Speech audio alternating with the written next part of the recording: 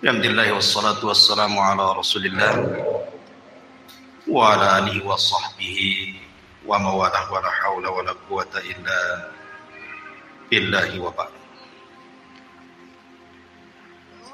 Alhamdulillah, di malam hari ini kita kembali melanjutkan tafsir surah Al-Baqarah, dan kemarin kita masih bercerita tentang kisah Nabi Allah Adam alaihi salatu wassalam dan sujudnya para malaikat kepada Adam alaihi salatu wassalam sampai ayat 35 kalau tidak salah ya. A'udzubillahi minasyaitonir rajim. Bismillahirrahmanirrahim. Fa'azallahuma asyaitanu anha fa'akhrajahuma mimma kana fi wa qulna ihbitu ba'dukum li ba'din adu wa lakum fil ardi mustaqarrun wa mata'un ilahin. Fatalaqqa Adamu min rabbih kalimatin fataba alaihi innahu huwat tawwabur rahim. Qulna ihbitu minha jami'an fa imma ya'tiyannakum minni hudan faman tabi'a hudaya fala khaufun 'alaihim wala hum yahzanun. Maka syaitan pun kemudian menggelincirkan keduanya, maksudnya Adam dan Hawa, anha dari surga. Fa akhrajahuma, maka Allah Subhanahu wa taala mengeluarkan keduanya mimma kana fi, dari apa-apa yang ada di dalam sorga tersebut. Wa qulna ihbitu, dan kami katakan turunlah kalian, maksudnya Adam, Hawa dan Iblis. Ba'dukum li ba'din adu, sebagian kalian akan menjadi musuh bagi yang lainnya. Walakum fil ardi mustaqarrun wa mata'un ilahin, dan bagi kalian di bumi sebagai tempat tinggal kalian, dan kami berikan kenikmatan sampai batas waktu yang ditentukan. Fatalaqqa Adamu min rabbih kalimatin, maka Adam pun kemudian diajarkan dari Rabbnya beberapa kalimat, maksudnya kalimat tobat. Fataba alaihi, maka Allah pun mengijabah tobatnya. Innahu huwat tawwabur rahim, dia zat yang maha penerima tobat dan maha kasih sayang. Qulna ihbitu minha jami'an, kami katakan turunlah kalian semuanya, maksudnya Iblis, Adam dan Hawa.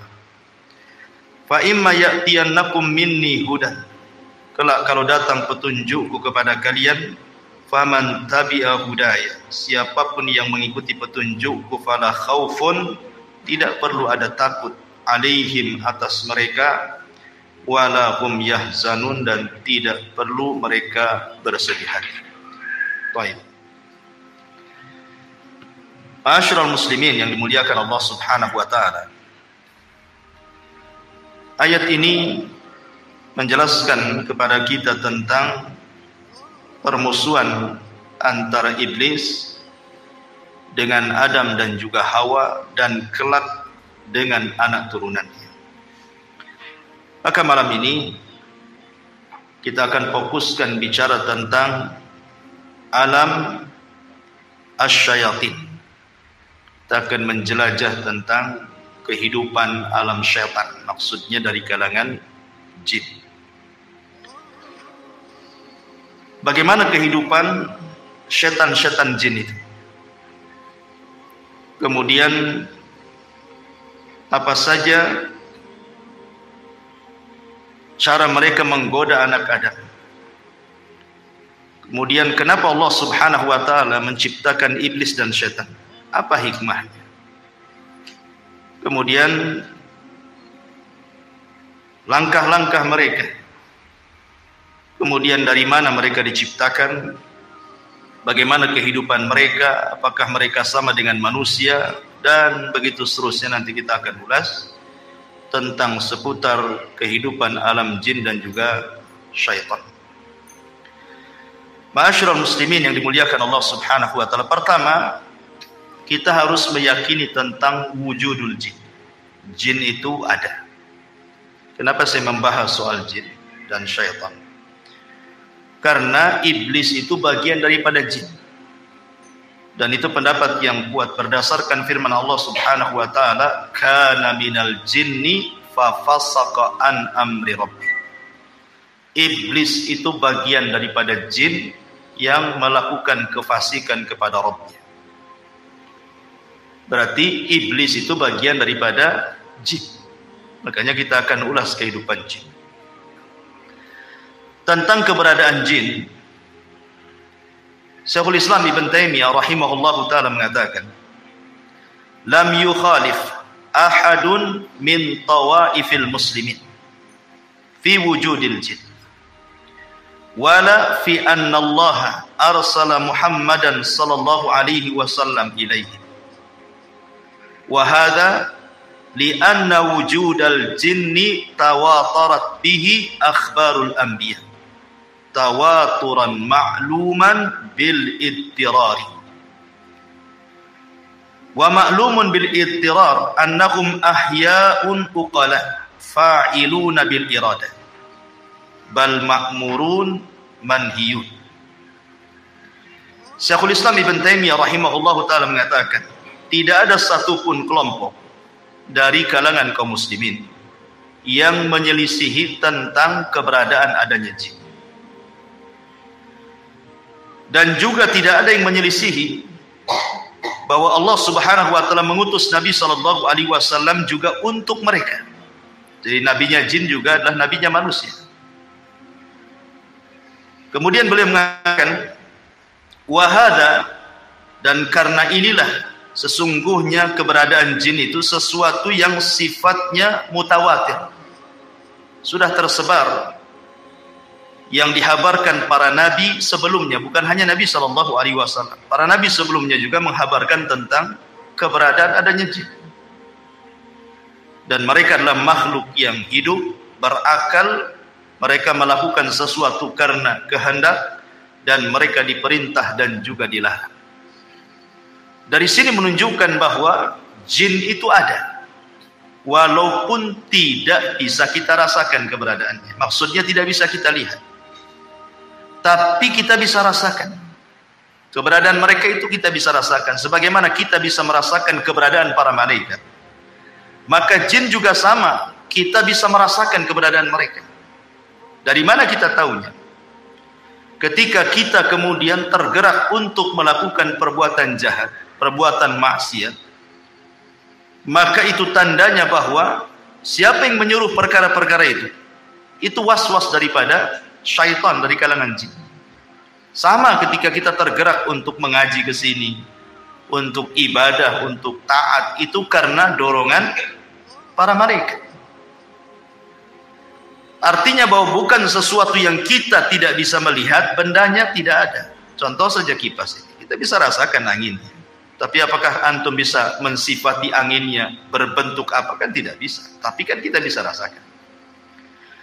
Dan Allah Subhanahu wa ta'ala berfirman di dalam Al-Quranul Karim, tepat dalam surah Al-A'raf 27, "Innahu yarakum huwa wa qabiluhu min haitsu la tarawna." Sesungguhnya mereka, maksudnya kalangan jin itu, mampu melihat kalian, dia maksudnya iblis dan seluruh kabilah-kabilah jin, dari tempat yang kalian tidak mampu melihat mereka. Makanya jin kenapa disebut jin? Lijtinanihim au istitarihim. Maksudnya kenapa disebut jin itu? Karena tertutup. Makanya bayi dalam perut itu disebut janin. Diambil dari kata jin karena tidak tampak kan gitu. Karena jin itu tidak tampak. Ma'asyiral muslimin yang dimuliakan Allah Subhanahu wa taala. Akan tetapi walaupun sebagian ataupun seluruh manusia tidak sanggup melihat jin, tapi ada sebagian hewan mereka melihat jin. Kita manusia memang tidak ditakdirkan mampu melihat mereka dan mereka melihat kita, tapi ada sebagian hewan itu mampu melihat jin. Seperti dalam hadis Nabi sallallahu alaihi wasallam.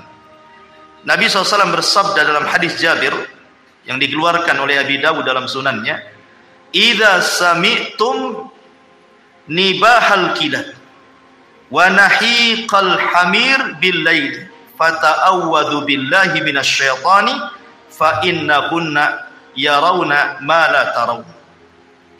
Kata Nabi sallallahu alaihi wasallam, apabila kalian mendengar gonggongan anjing ataupun suara keledai di malam hari, maka berlindunglah kalian kepada Allah dari syaitan.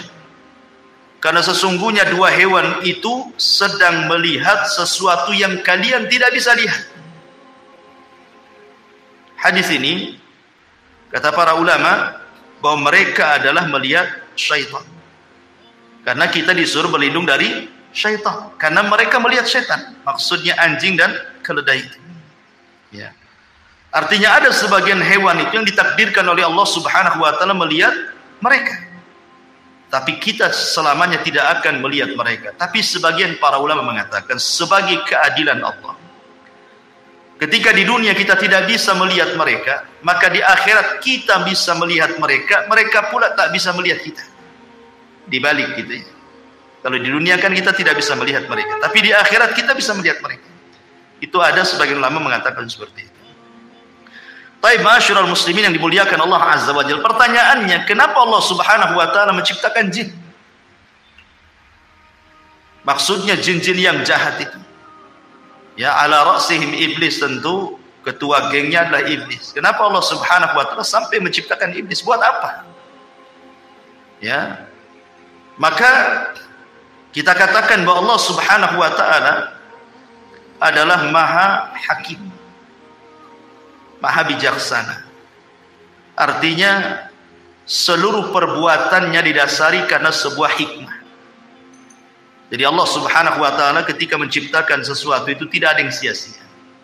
Tetapi ada hikmah di balik penciptaannya. Walaupun menurut kita, buat apa Allah menciptakan keburukan, menciptakan iblis? Buat apa? Nyesatin orang saja kan itu. Tapi sekali lagi bahwa Allah Subhanahu wa taala punya hikmah al-balighah yang jelas, yang kita tidak tahu. Tapi yang jelas bahwa syaitan diciptakan oleh Allah Subhanahu wa taala, iblis dan keturunannya atau kabilah-kabilahnya, jin-jin yang jahat itu diciptakan oleh Allah Subhanahu wa taala memang ditakdirkan untuk menyesatkan umat manusia. Di antaranya adalah, tapi antum perlu tahu bahwa ketika iblis itu maksiat kepada Allah Subhanahu wa taala, bukan berarti Allah Subhanahu wa taala menciptakan iblis itu kurang ajar, sengaja diciptakan untuk kurang ajar kepada Allah, tidak. Kenapa demikian? Karena iblis itu punya ikhtiar sama dengan manusia. Dia punya kehendak sama dengan manusia, bisa membedakan mana hak mana batil. Tetapi dia malah memilih kesesatan dan meninggalkan petunjuk. Dari mana kita tahu? Dari firman Allah Subhanahu wa taala surah Al-Anfal surah 20 ataupun ayat ke-20, Allah mengatakan, wa idz zayyana lahumusy syaitanu a'malahum wa qala la ghaliba lakumul yawma minan nas wa inni jarul lakum falamma tara'atil fi'atani naqasa ala akibaihi wa qala, di sini syahidnya, inni bari'um minkum inni ara ma la tarawna inni akhafullah wallahu syadidul iqab. Dan ketika syaitan menghiasi kepada mereka orang-orang kafir jahiliyah itu tentang amal-amal mereka, maksudnya syaitan itu mengkompori, menjadi provokator supaya orang-orang kafir Quraisy itu berperang melawan Nabi. Kemudian syaitan menjanjikan, la ghaliba lakumul yaum, kalian tidak mungkin kalah dalam peperangan ini, kalian pasti menang. Ya. Wa inni jarul lakum, tenang, aku tolong kalian. Karena ketika itu iblis menjelma seseorang yang sudah tua, Syekhun Najd, ikut dalam rapat itu. Ya. Kemudian dia memberikan janji kepada orang-orang kafir Quraisy akan menolong dengan membawa pasukan kan gitu. Ketika betul-betul dua pasukan itu sudah berjumpa, pasukan orang-orang Quraisy dan juga pasukan Nabi dan para sahabatnya, nampak akan kalah tuh orang-orang Quraisy. Ketika nampak akan kalah, apa yang terjadi? Kabur iblis. Kemudian mengatakan, inni bari'um minkum, aku berlepas diri dari kalian. Inni ara ma la tarun, aku tahu apa yang kalian tidak tahu. Inni akhafullah, aku takut kepada Allah. Iblis saja takut kepada Allah, kan gitu. Kenapa demikian? Wallahu syadidul iqab, karena dia tahu Allah itu kalau mengadab pasti dengan adab yang keras. Iblis tahu. Artinya tersesatnya iblis itu bukan karena Allah menciptakan iblis untuk sesat, tidak. Sesatnya iblis itu karena kehendak dia. Sama dengan manusia, kan. Manusia sesat itu karena kehendaknya. Karena Allah Subhanahu wa taala sudah membuat dua jalan, kan. Wa hadainahu najdain. Kami jadikan dua jalan, ini jalan ke surga, ini jalan ke neraka. Iblis pula milih jalan ke neraka. Berarti bukan karena kehendak Allah. Bukan Allah sengaja menciptakan iblis untuk sesat, gitu ya. Jadi kesesatan iblis itu karena ikhtiar dia. Ya. Ma'asyiral muslimin yang dimuliakan Allah Subhanahu wa taala. Dan di antara hikmahnya yang disebutkan para ulama.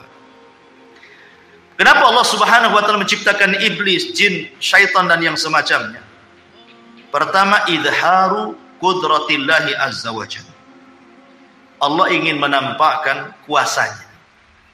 Allah ingin menampakkan kekuasaannya kepada makhluknya. Di mana Allah Subhanahu wa taala sanggup menciptakan malaikat dari cahaya. Allah sanggup menciptakan Adam dari tanah, dan Allah pun sanggup menciptakan jin, syaitan dari api. Artinya ini kekuasaan Allah. Allah hendak menampakkan kekuasaannya bahwa Allah bisa menciptakan sekehendaknya yang tidak bisa dilakukan siapapun. Kemudian yang kedua, al-fitnatu lil bashar. Di antara hikmahnya adalah memang Allah ciptakan jin dan atas kehendaknya kemudian dia tersesat, Allah sengaja untuk menjadikan fitnah bagi manusia. Karena dengan adanya syaitan dan dia menjadi fitnah bagi manusia, maka disinilah nampak Allah Subhanahu wa taala hendak menguji mereka.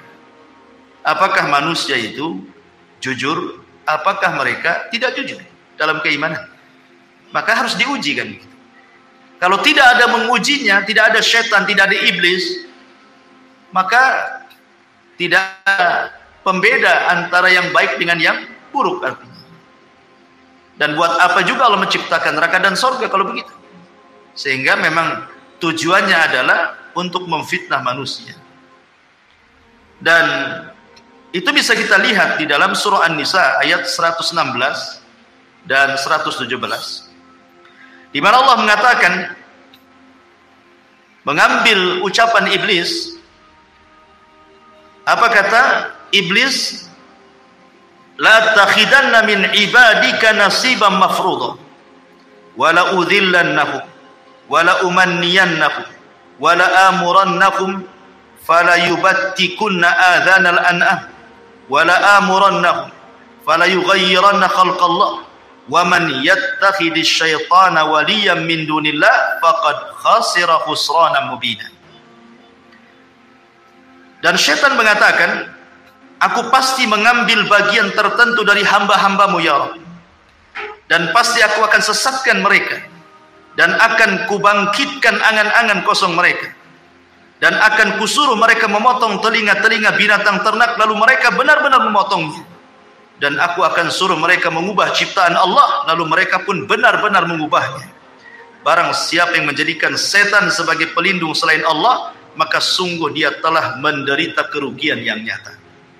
Dia di antara hikmahnya Allah Subhanahu wa taala menciptakan syaitan, iblis atau jin yang jahat itu untuk membuat fitnah.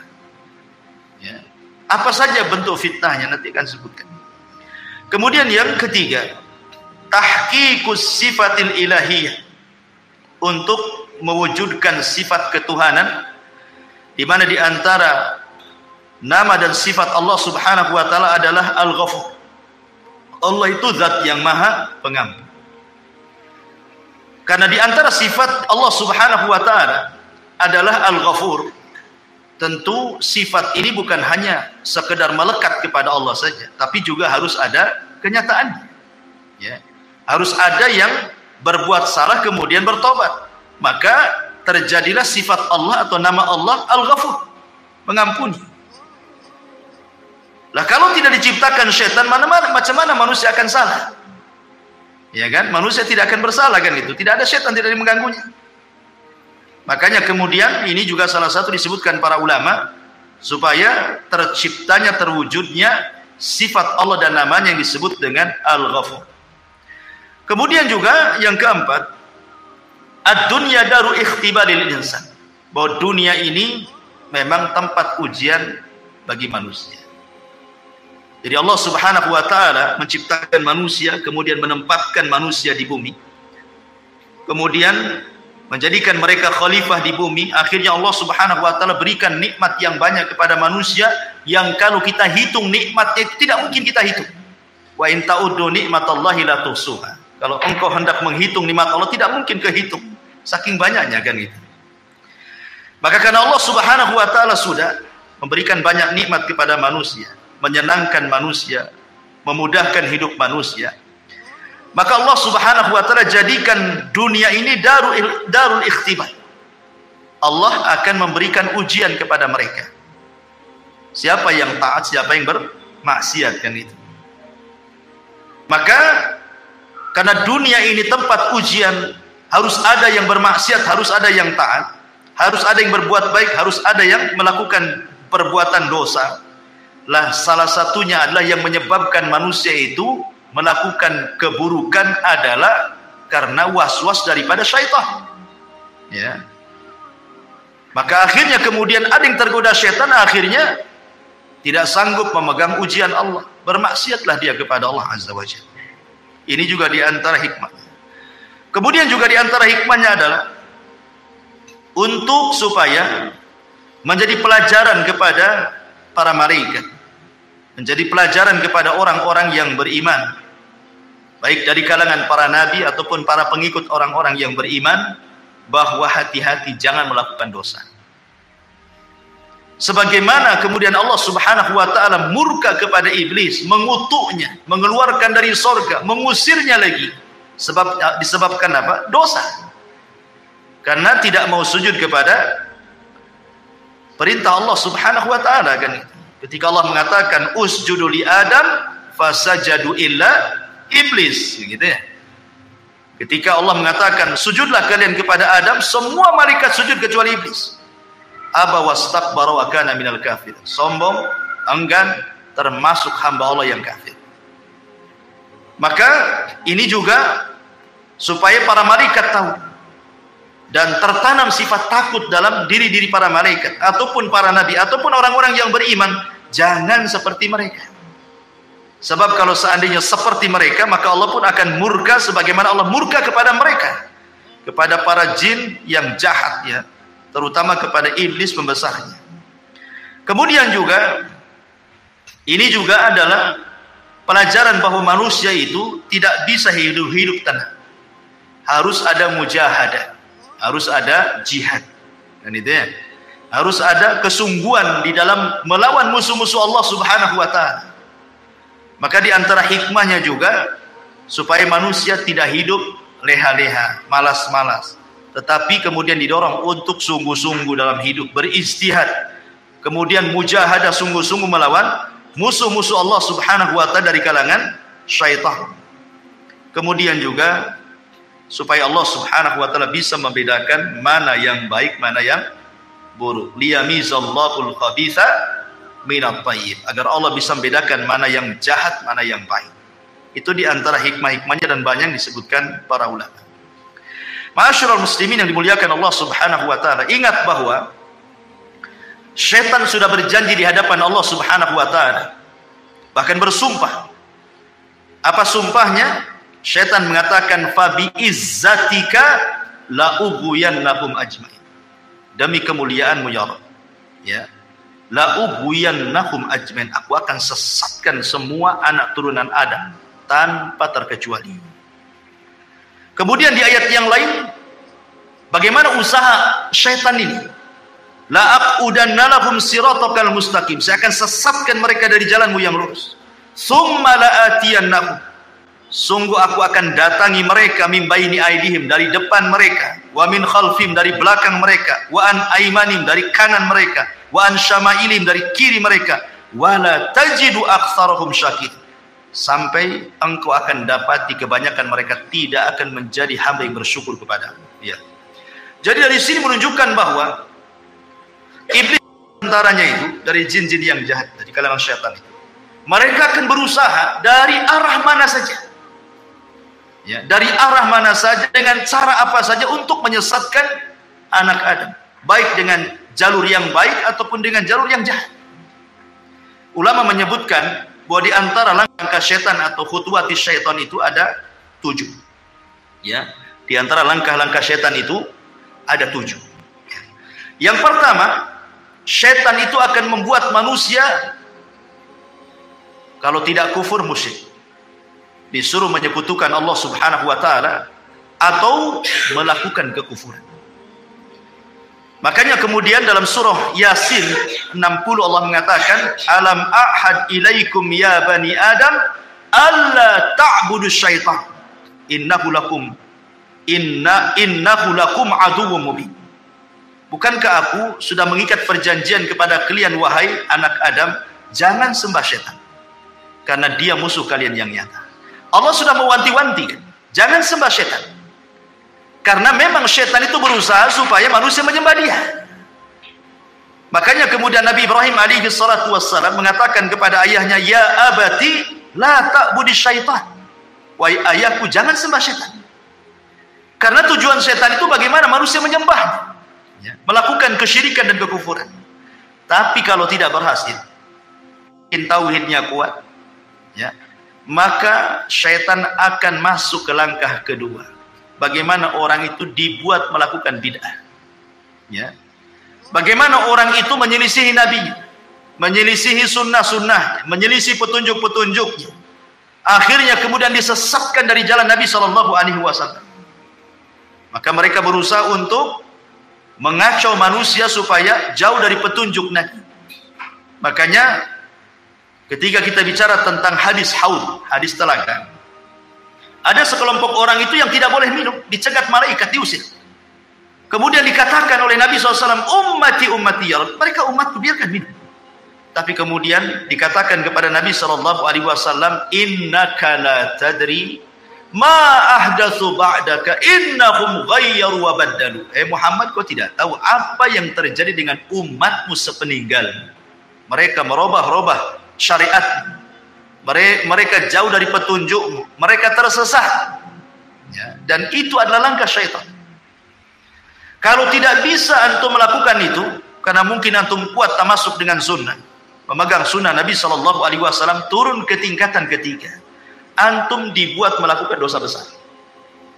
Antum dibuat melakukan dosa besar. Allah Subhanahu wa taala mengatakan dalam surah Al-Baqarah ayat 268, asy-syaitan ya'idukumul faqra wa ya'murukum bil fahsya. Syaitan akan membisikkan di telinga kalian, jangan sedekah, jangan zakat, jangan infak, nanti kau fakir. Ya. Wa ya'murukum bil fahsya. Kemudian syaitan memerintahkan untuk melakukan kekejian, zina, homoseksual, lesbi, mencuri, minum khamar, macam-macam. Ya. Maka kalau tidak bisa ini, maka mungkin orang ini kuat ibadahnya, kuat takutnya kepada Allah Subhanahu wa taala, maka turun ke tingkatan keempat. Syaitan akan mengarahkan antum untuk melakukan as-saghair, dosa-dosa kecil. Mungkin dosa besar tidak, ya. Anda tidak melakukan zina, tapi Anda melihat aurat perempuan, ya kan? Seperti itu, dibuatnya kemudian orang itu melakukan dosa kecil. Kemudian kalau tidak bisa juga, karena memang Anda ini kokoh akidahnya, kokoh sunnahnya, kokoh ibadahnya, maka setan akan beralih ke nomor 5, lebih rendah lagi. Apa itu? Disibukkan dengan perkara-perkara mubah. Perkara-perkara mubah, ya. Nonton bola itu mubah, tidak ada hukum. Tetapi ketika melalaikan sampai nobar antum, sampai jam berapa nobar? Sampai jam 4. Jam 4 ngantuk pula antum. Akhirnya lewatlah subuh.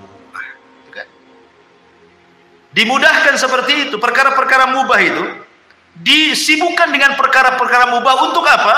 Untuk dilalaikan dari zikir, dari ketaatan, dari ibadah. Akhirnya dengan menyibukkan perkara yang mubah, dampaknya adalah lupa kepada ibadah. Ini yang nomor 5. Oh, tidak bisa juga rupanya. Yang nomor 5 ini tak bisa juga nih. Turun lagi itu ke yang ke-6. Apa yang ke-6? Antum disibukkan dengan perkara-perkara yang tidak afdol dan meninggalkan yang afdol. Disibukkan dengan perkara sunnah, tapi melalaikan yang wajib. Antum sibuk sholat malam, bagus sholat malam, bagus sholat malam. Ya. Tapi subuhnya antum nguap-nguap, wah. Sholat malamnya khusyuk antum. Masya Allah, Al-Baqarah antum baca. Ya. Khusyuk sholat malamnya, subuhnya pula kelihap-kelihap nggak jelas. Itu namanya mengambil sesuatu yang mafdul, meninggalkan yang afdol namanya. Yang tidak afdol, yang sunnah antum kerjakan dengan khusyuk, dengan luar biasa. Yang jelas-jelas wajib pula akhirnya antum lalaikan. Ya. Oh, ini tak bisa juga nih. Yang terakhir nih setan. Kalau sudah tidak bisa ini semuanya, maka setan tidak bekerja sendiri. Setan akan bekerja sama dengan manusia. Ini kan kerjaan setan sendiri. Dia sudah nggak sanggup nih sendirian nih. Ini harus dilawan rame-rame nih. Kerjasamalah setan dengan manusia. Ya, kerjasama dengan dukun-dukun, dengan paranormal, dengan orang-orang jahat, orang-orang zalim gitu ya. Supaya menyakiti orang dengan lisannya, memukul orang, menyihir orang, dan begitu seterusnya. Ya, itu sudah puncaknya. Ya. Inilah yang disebut dengan khutuwati syaitan, langkah-langkah syaitan. Makanya Allah mengatakan wala tattabi'u khutuwati syaitan. Janganlah kalian mengikuti langkah-langkah syaitan yang 7 ini. Kenapa? Innahu lakum aduwwum mubin. Karena dia adalah musuhmu yang nyata. Karena syaitan ini cerdas, ikhwan. Terkadang dia masuk ke makanan. Ya kan? Masuk ke makanan dia supaya manusia perkara-perkara ibadah susah dimasukkan. Masuk soal makanan. Kita tahu bahwa makanan itulah yang menumbuhkan daging manusia. Yang mempengaruhi manusia itu makanan dan minuman. Maka setan berusaha bagaimana kemudian orang ini memasukkan makanan yang haram, minuman yang haram. Entah zatnya haram atau cara mengambilnya dengan cara haram. Supaya kalau nanti dia berdoa tidak mustajab lagi doanya. Sebagaimana hadis Nabi SAW ketika menyebutkan dzakara ar-rajul yutilus safar asy'atha aghbar yamuddu yadayhi faqala ya rabbi, kata Rasulullah, mat'amu haramun wa mashrabu haramun wa malbasu haramun wa ghadiya bil haram kaifa yustajabul, kata Rasul.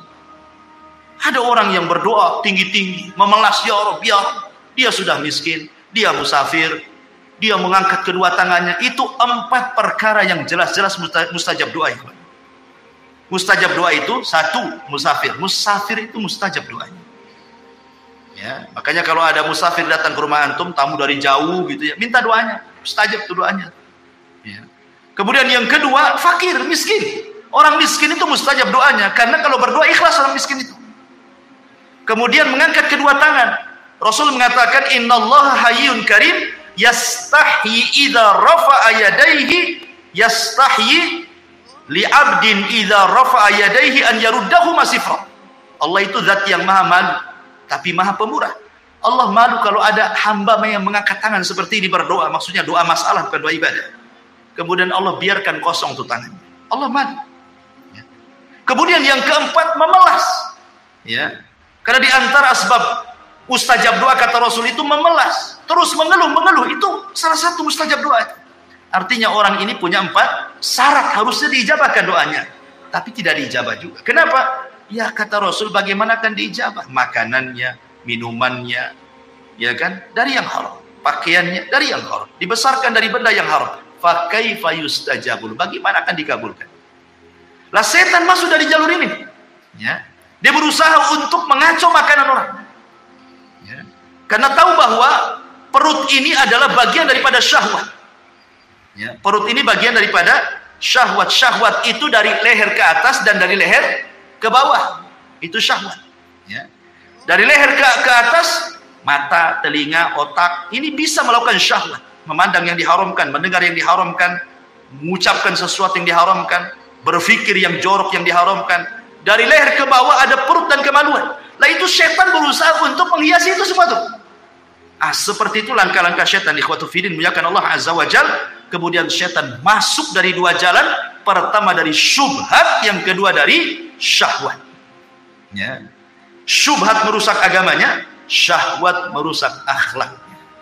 Kalau sudah masuk dua jalur itu, rusak semuanya manusia itu.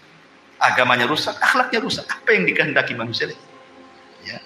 Ma'asyiral muslimin yang dimuliakan Allah Subhanahu wa taala. Tetapi ikhwan, ingat, kemampuan setan untuk menguasai manusia itu. Setan itu hanya menguasai manusia dari 4 jalan saja. Ingat, setan itu hanya bisa menguasai manusia dari 4 jalan. Tidak lebih. Ya. Pertama, at-tazyib, berusaha menghiasi. Yang hak dihiasi jadi batil. Yang batil dihiasi jadi hak. Yang jahat dihiasi jadi baik. Yang baik dihiasi jadi jelek. Dan begitu terus. Hanya menghias-hias saja. Yang kedua, at-taswil. Dibuat manusia itu diangan-angankan. Dibuat angan-angan. Ya. Tulul amal. Dibuat angan-angan setinggi langit. Ya. Tapi tak punya sayap. Mau terbang. Hanya angan-angan saja. Pengen kaya. Ya. Pengen ini, pengen itu. Pokoknya dibuat angan-angan sama setan. Ya. Kemudian yang ketiga, al-waswas. Dibuat was-was. Ya. Kehidupannya di was-was. Kemudian yang keempat, an-nazbu. Digoda, diraih. Inilah setan, kemampuan kepada manusia cuman ini saja. Tetapi hebatnya, walaupun dengan 4 ini, betapa banyak, berapa juta manusia disesatkan oleh setan. Ya, ingat, setan itu tidak bisa maksa manusia, enggak. Kamu jangan sholat, tidak bisa. Setan nggak akan bisa memaksa orang. Ya, setan itu tidak mungkin memaksa orang. Setan itu hanya mampu untuk 4 perkara saja. Dia tidak bisa menyakiti orang. Ya, tidak bisa. Jadi menyesatkan Bani Adam itu cuma dari 4 ini saja. Tapi dengan 4 perkara ini, subhanallah, jutaan manusia tersesatkan. Hebatnya setan. Mana dalilnya? Pertama, surah Al-A'raf ayat 200. Allah mengatakan, wa imma yanzaghannaka minasyaitani nazghun fasta'id billah innahu sami'un alim.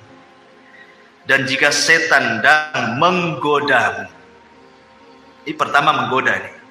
Ya, gimana lah orang menggoda? Kan antum tahu menggoda istri antum kan antum tahu. Ya, istri goda antum pengen uang kan tahulah, paham. Itulah arti menggoda. Ya. Lah setan tuh goda kita juga gitu. Maksiat, jangan tidur, maksiat sana. Kan digoda-goda kan? Ya. Enak loh maksiat itu. Ya. Ma'asyiral muslimin yang dimuliakan Allah Azza wa Jalla. Kemudian Allah mengatakan, jika setan datang menggodamu, maka berlindunglah kepada Allah, sungguh Dia Maha mendengar lagi Maha mengetahui. Ini yang pertama. Yang kedua, Allah mengatakan dalam surah Al-Anfal ayat 48. Ya. Allah mengatakan, wa idz zayyana lahumus syaitan. Ingatlah ketika setan menjadikan terasa indah bagi mereka perbuatan dosa. Jadi tugas setan mengindah-indahkan saja. Ya kan? Mengindah-indahkan bagaimana perkara dosa itu jadi baik gitu. Perkara jahat itu seolah-olah taat, perkara buruk itu seolah-olah indah gitu. Ya. Ini yang kedua. Yang ketiga disebutkan dalam surah An-Nas ayat 5. Antum hafal semua, alladzi waswisu fi sudurin nas. Dialah yang memberikan was-was, dorongan-dorongan, bisikan-bisikan. Ya. Kemudian yang terakhir dalam surah Muhammad ayat 25. Allah mengatakan, innal ladzina irtaddu ala adbarihim min ba'di ma tabayyana lahumul huda asyaitanu sawwala lahum wa amla lahum. Apa katanya? Sesungguhnya orang-orang yang berbalik kepada kekafiran setelah petunjuk itu jelas bagi mereka, setanlah yang telah merayu mereka dan memanjangkan angan-angan mereka.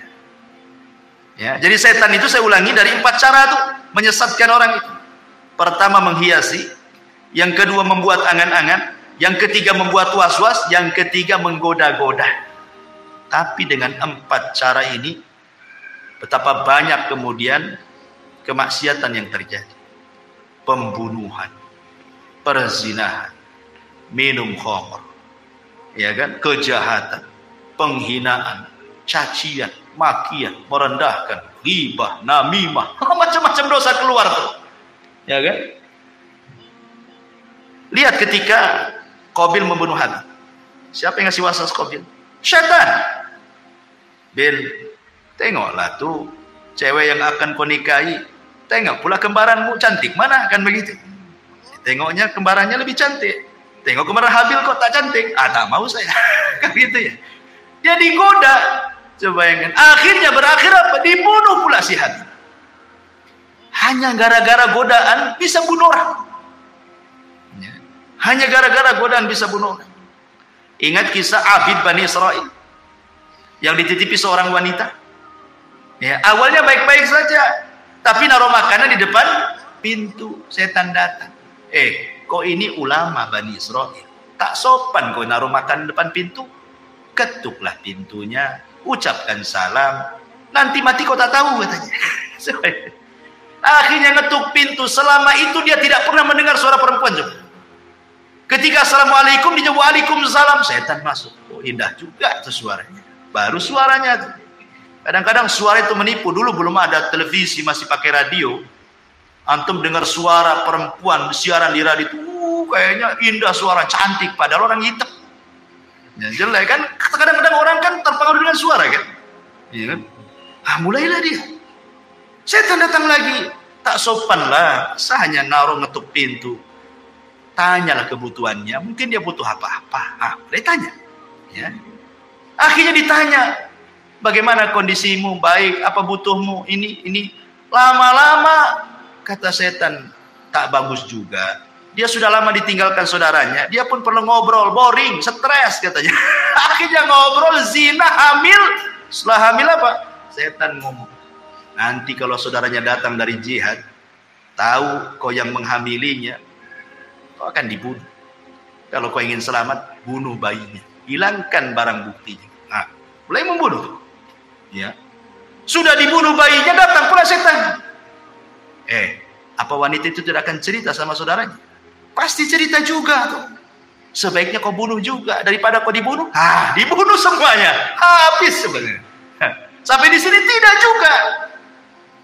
Akhirnya saudaranya datang dari jihad. Nanya adik. Kata setan, berdusta saja. Ya. Bilang saja pergi, entah kemana. Dibilangnya tidak ada pergi.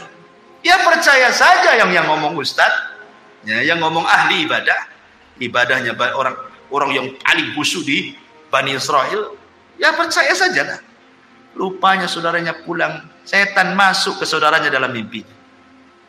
Dikasih tahu bahwa yang membunuh adalah si pendeta itu. Oh, marah saudaranya. Berangkat dia. Sebelum datang setan pula datang ke pendetanya. Itu saudaranya sudah datang bawa pedang tuh. Membunuh kamu. Kau ingin selamat? Gampang. Sujud sama aku katanya. Sujud dia. Datang saudara ditebas kepalanya. Lagi sujud sama setan mati dia. Subhanallah. Tuh, bayangkan kan khutuwatus syaitan. Ya, macam-macam dosa dilakukan dia sampai ke tingkat kufur menyembah setan. Begitulah setan menggoda anak Adam, ma'asyiral muslimin yang dimuliakan Allah Azza wa Jalla. Dari sini kita harus mengenal, setelah kita tahu langkah-langkahnya, maka kita harus tahu juga waktu-waktu setan. Kemudian tempat-tempat setan. Harus mengenal bagaimana setan bermuamalah dengan manusia. Kita harus kenal supaya kita bisa menjauhinya. Adapun waktu-waktu setan pernah saya jelaskan bahwa waktu setan itu ada 3. Pertama, mendekati waktu maghrib. Nabi SAW bersabda dalam sebuah hadis bahwa apabila datang menjelang maghrib, istajnahal lailu, au kana janhul laili, Fakuffu sibyanakum fa inna syaitan tantashiru hina idzin. Kata Rasul, apabila mendekati waktu maghrib, ya, menjelang terbenamnya matahari, kata Nabi SAW, tahan anak-anak kalian, jangan main di luar rumah, masukkan ke rumah, kunci jendela, kunci pintu. Itu setan lagi menyebar di mana-mana. Ya, setan lagi banyak di mana-mana. Kenapa? Dikhawatirkan setan akan masuk ke anak-anak kita. Ya, bisa saja kemudian kesurupan dan begitu seterusnya, kan itu. Makanya waktu ini jangan sampai kemudian mengeluarkan anak-anaknya. Ini namanya waktu setan. Ini satu. Yang kedua, waktu setan itu ba'da isya sampai sepertiga malam, panjang waktunya. Ba'da isya sampai sepertiga malam akhir. Ini waktu setan. Makanya Nabi SAW yakrahu nauma qablaha wal hadits ba'daha.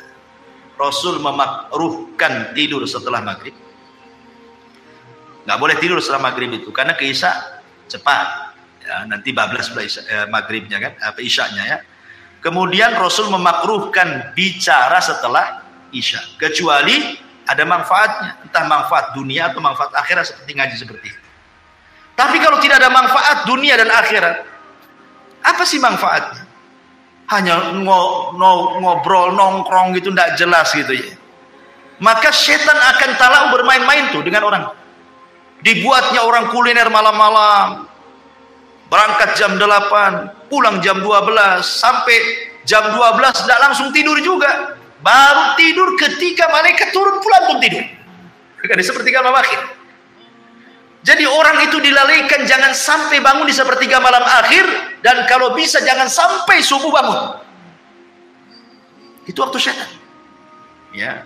Makanya kenapa setan itu di malam hari dia sengaja bawa 3 ikatan. Kemudian datang kepada setiap orang yang tidur, diikat tengkunya 3 kali ikatan. Diikat sama setan tengku kita ini. Kemudian kalau sudah dekat-dekat subuh, maka setan akan membisikkan di telinganya, nim naumatan tawilah, tidur, tidur, malam masih panjang. Padahal udah mau subuh tuh. Itu lagunya tuh. Tidur, tidur, malam masih panjang katanya kan. Coba bayangkan, ya senang aja dia tidur kan. Makanya kata Nabi SAW, kalau dia terbangun wa dzakarallah, langsung dia membaca alhamdulillahilladzi ahyana ba'da ma amatana wa ilaihin nusyur, 1 ikatan hilang. Kalau dia berwudu, 2 ikatan hilang. Kalau dia sholat, hilanglah semua ikatan, sehingga dia menjadi jiwanya baik dan menjadi nasyid, rajin. Rajin. Ya. Rajin itu artinya tidak jadi pemalas. Ya. Ini yang kedua. Yang ketiga, waktu setan itu menjelang zuhur, kubalai zuhur, ya sekitar jam 11, setengah 11 sampai jam 12 lah gitu ya. Itu namanya waktu setan. Dari situlah Nabi SAW mengatakan apa? Kilu fa inna syaitana la yakin. Tidurlah siang karena setan tidak pernah tidur siang. Ya, ya bukan tidur betulan, tidur ya mungkin 10 menit jadilah, walaupun ya sleep chicken. Tidur biasa saja walaupun tak nyenyak gitu. Bahkan menurut penelitian Profesor Amerika itu, orang yang membiasakan tidur siang menjelang zuhur itu ya antara jam 11 gitu ya, tidur 10 menit jadilah, walaupun tidak tidur beneran rebahan-rebahan itu, maka akan dijauhkan dari stroke dan akan diperbaiki jantungnya, kata mereka ya. Walaupun nggak diteliti orang, kita yakin bahwa setiap perintah itu ada hikmah. Sami'na wa ata'na, selesai. Ya, artinya sekali-kali gitu. Ya, kita melakukan sunnah ini. Ini disebut dengan waktu-waktu setan. Ya, ada juga waktu-waktu yang kita disuruh untuk isti'adzah. Ya, kapan itu? Pertama, waktu marah. Ini setan masuk ke badan kita. Orang marah itu setannya masuk. Waktul ghadab. Makanya kenapa kata Nabi SAW, apabila engkau marah dalam posisi berdiri, duduk. Kalau masih marah juga, baring. Kalau masih marah juga, wudu. Masih marah juga, sholat. Masih marah juga, tak tahulah, memang pemarah dia.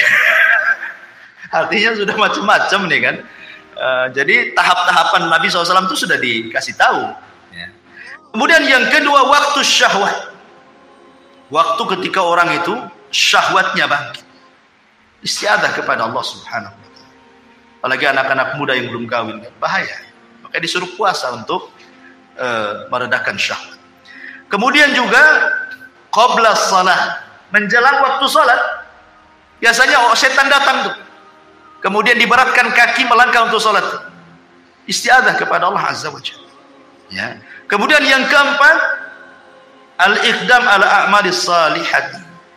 Ketika hendak melakukan sebuah kebaikan. Entah mau kerja bakti di masjid gitu ya.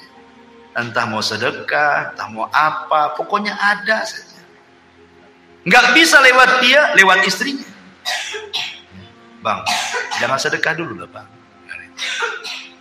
Kenapa deh? Ambillah motor dulu. Kan gitu. Jadi nggak bisa lewat dia, lewat istrinya kan itu. Jadi dia setan itu berusaha, makanya waktu-waktu seperti ini istiadah termasuk indan naum, menjelang tidur. Makanya Nabi SAW meruqyah dirinya dengan membaca 3 qul, kemudian mengoles-ngoles badannya, mengusap dari atas kepala sampai kaki. Untuk apa? Supaya jangan diganggu syaitan. Makanya Rasul itu memberikan irsyad kepada kita berwudu, ya kan? Sebelum tidur. Kemudian membaca 3 qul, 3 kali diusapkan semua badan. Ya, kemudian kalau kita ingin bertasbih, tasbih 33 kali, tahmid 33 kali, takbir 34 kali, kan gitu ya. Baca ayat kursi. Nah, maka orang yang sebelum tidur seperti ini, ikhwan, saat tidur itu malaikat akan ada di samping kiri kanan kita. Setiap kita guling ke kiri, maka malaikat sebelah kiri akan mengatakan, Allahumma gfir lahu, Allahumma arhamhu. Ya Allah ampuni orang ini, ya Allah rahmati orang. Kalau berguling lagi ke kanan, malaikat sebelah kanan ngomong gitu juga. Sampai dia bangun. Coba bayangkan. Seandainya Allah takdirkan dia meninggal. Meninggal dalam posisi dia sedang didoakan malaikat. Ya kan? Tapi kalau nggak berdoa ya samping kirinya setan lah. Apalagi dibuat mimpi-mimpi buruk lagi mimpinya. Jatuh dari atas ranjang. Baik. Masyaallah muslimin yang dimuliakan Allah Azza wa Jalla. Ini juga di antara waktu-waktu kita disuruh untuk istiadah. Kemudian bagaimana syaitan itu masuk dalam kehidupan manusia? Kita tahu bahwa Allah Subhanahu wa taala berfirman dalam surah Al-Fatihah, Alhamdulillahi Rabbil Alamin. Segala puja dan puji hanya milik Allah, Rabb semesta alam. Allah menciptakan alam itu, ada alam malaikat, ada alam jin, ada alam manusia, ada alam binatang, ada alam tumbuh-tumbuhan, ada alam yang tidak diketahui manusia. Yang tampak itu sedikit, yang tidak tampak itu banyak. Ya. Wa yakhluqu ma la ta'lamun. Allah menciptakan yang kalian tidak tahu. Ada alam-alam yang kita tidak tahu. Ya.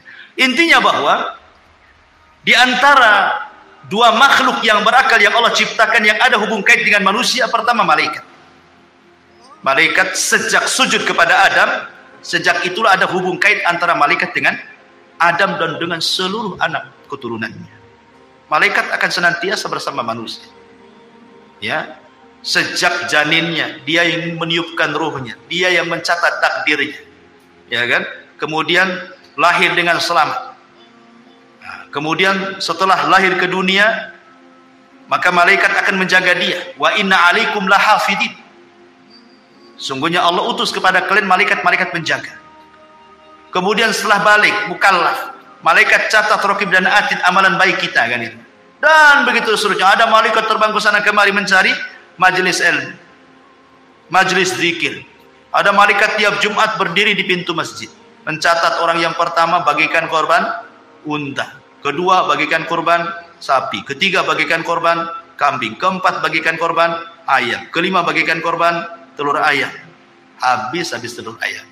Tak ada, tak mungkin tai ayam. Kan itu. Artinya bahwa sudah malaikat ada yang berdiri di pintu masjid setiap Jumat. Jadi malaikat itu memang ada hubung kait dengan kita semuanya. Sampai ketika mati malaikat juga yang mencabut ruh kita. Ketika kita di alam kubur malaikat juga yang tanya kita, raqib dan atid. Dan begitu sampai masuk ke dalam sorga, yang bukakan pintu sorga juga malaikat Ridwan. Dan begitu seterusnya. Malaikat nggak akan lepas dari manusia. Sejak hidup sampai mati, sampai masuk surga atau masuk neraka. Jin juga sama. Jin akan masuk dalam kehidupan manusia. Ya, apa saja tadakhulnya setan kepada kehidupan Bani Adam. Ma'asyiral muslimin yang dimuliakan Allah Azza wa Jalla. Yang pertama, tentu yang paling bahaya adalah setan masuk dalam kehidupan manusia. Tadi saya sudah katakan, setan akan berusaha untuk membuat kufur kita. Membuat kufur anak Adam supaya menjadi pengikut dia. Kan itu ya, masuk neraka sama-sama. Kemudian yang kedua, setan juga akan berserikat kepada manusia pada harta manusia dan anak-anak manusia. Ya, masuk ke harta manusia itu maksudnya entah mencuri dapat harta kan itu, entah suruh korupsi dapat harta, entah ngambil hak orang lain dapat harta, dan begitu seterusnya. Atau masuk ke anak-anak kita tidak tanggung jawab mendidiknya, akhirnya dia jadi jahat dia. Ya, itu semua adalah godaan setan tadi yang 4 tadi. Menghiasi, menggoda, membuat angan-angan, membuat was-was.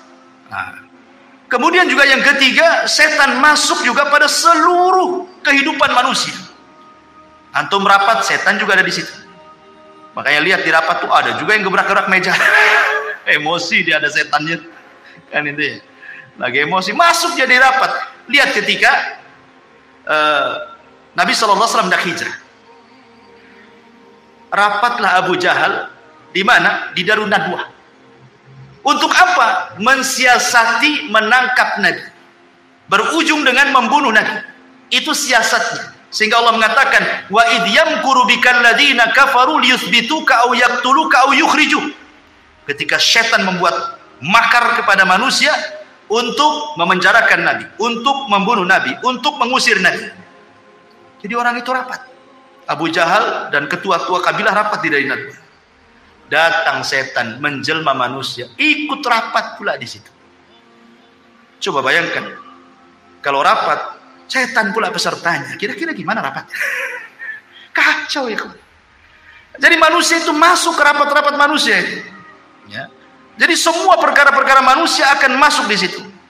Dan itu disebutkan dalam sebuah hadis Nabi SAW, inna syaitana yahduru ahadakum inda kulli syai'in min sya'ni. Setan akan masuk kepada salah seorang di antara kalian dalam seluruh perkara kehidupannya dia, sampai kepada makanan. Antum makan, ya, makan.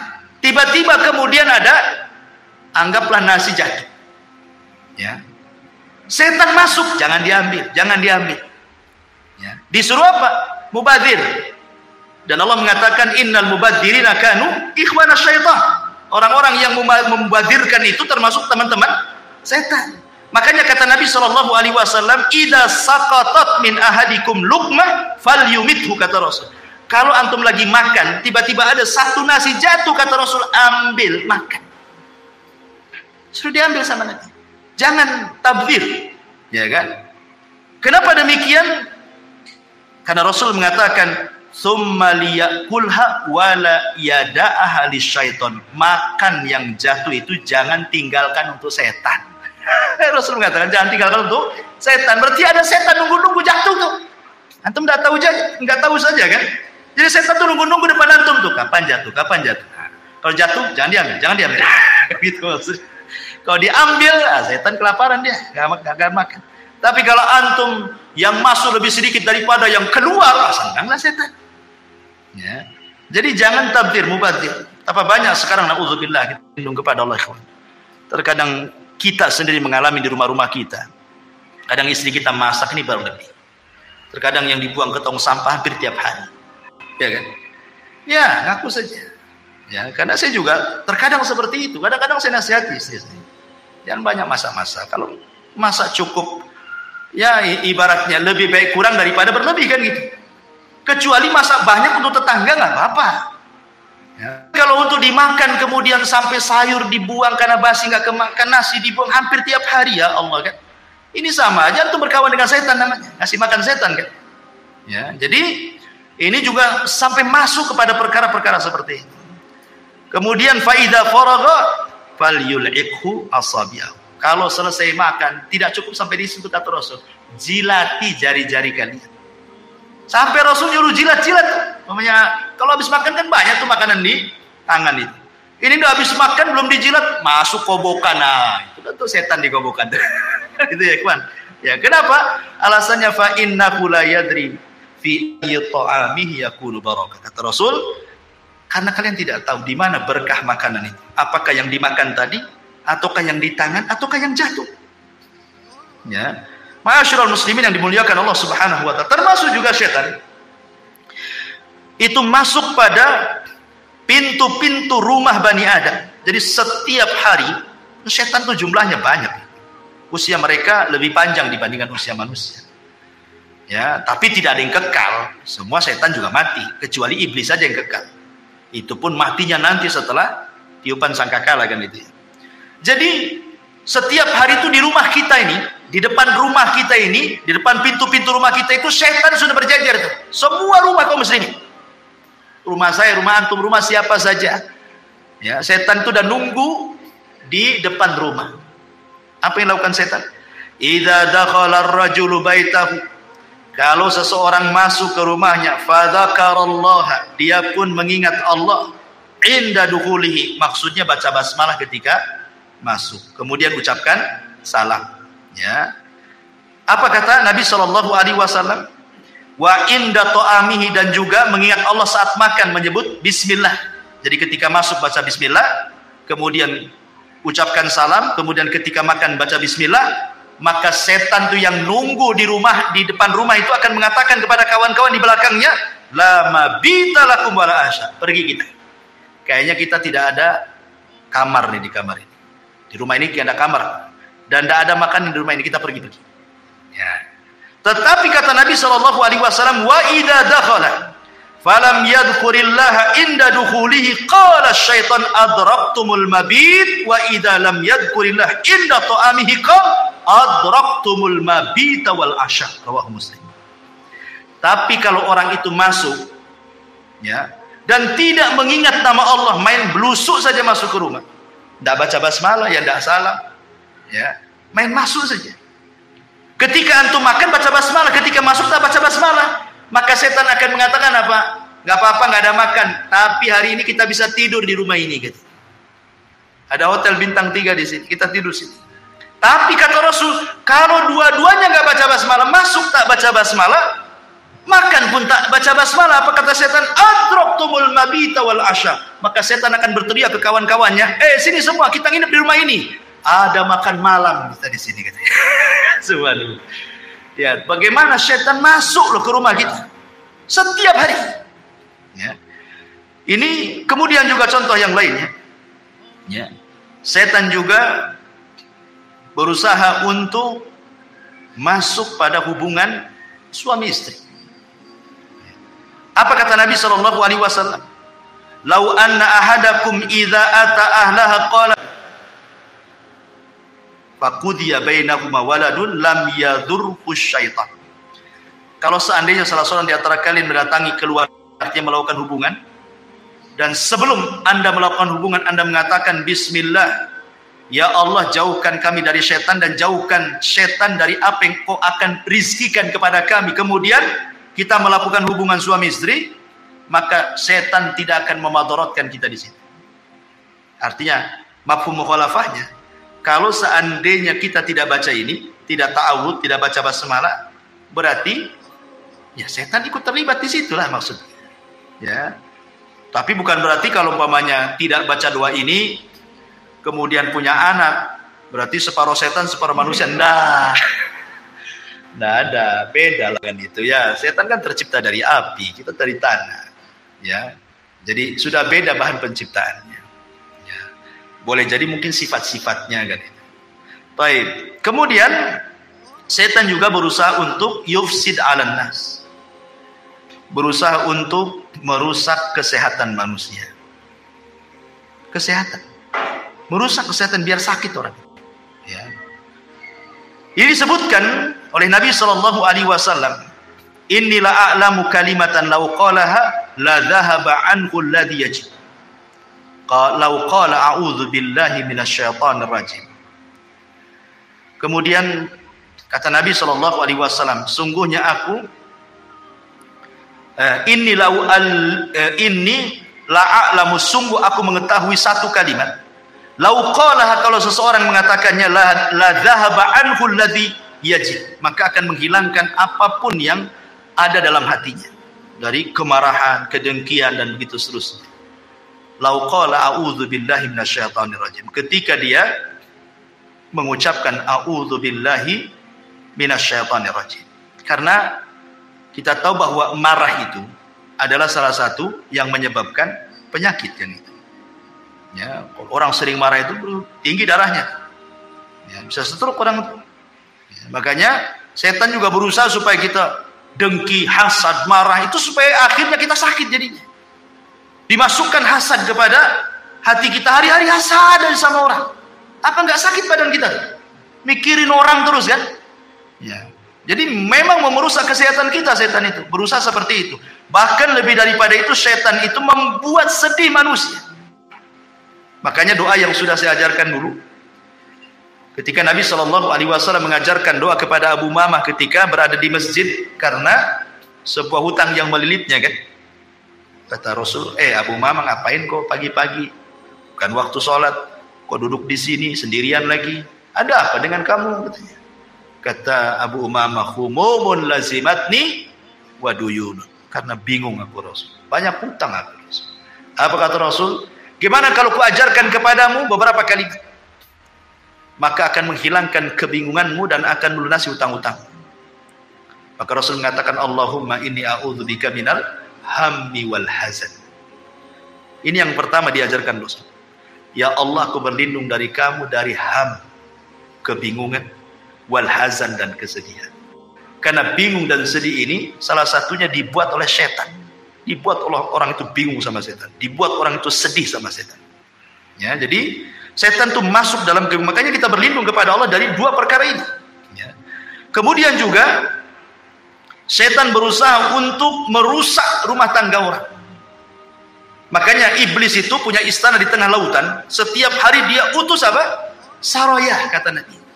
Pasukan-pasukan khusus dia diutus untuk menggoda manusia. Yang satu menggoda jangan sholat, yang satu menggoda jangan sedekah, yang satu menggoda jangan zakat, yang satu menggoda jangan puasa, yang satu menggoda supaya marah-marah dan begitu seterusnya. Setelah satu hari mereka berusaha menggoda manusia, laporlah kepada setan Tuhan mereka. Ya iblis, ya Tuhan iblis, saya sudah menggoda dia. Dia tidak sholat. Iblis biasa-biasa saja. Ya.